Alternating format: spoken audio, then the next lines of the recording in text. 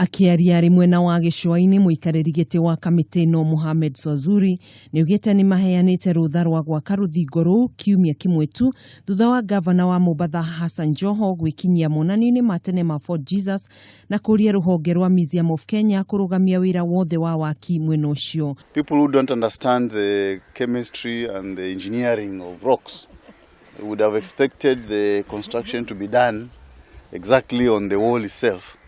But because of the climate change, as we have been told, it is more advisable, just like the Portuguese thought, to have a wall a few meters from the fort itself to ensure that it is filled up, and then that one protects the water. Maybe for another 500 years before another group of people also comes and does the protection.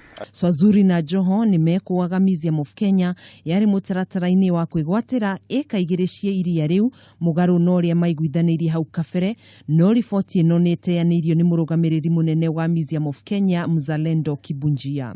Once we finish Fort Jesus, now we have to focus on Vasco Pillar in Malindi, in Kilifi County, because also that has a big problem, real problem. And if you go there, you'll be able to see. Same thing with the Jumba la Mtwana, where you can see the mosque that was close to the ocean also eroding in the ocean.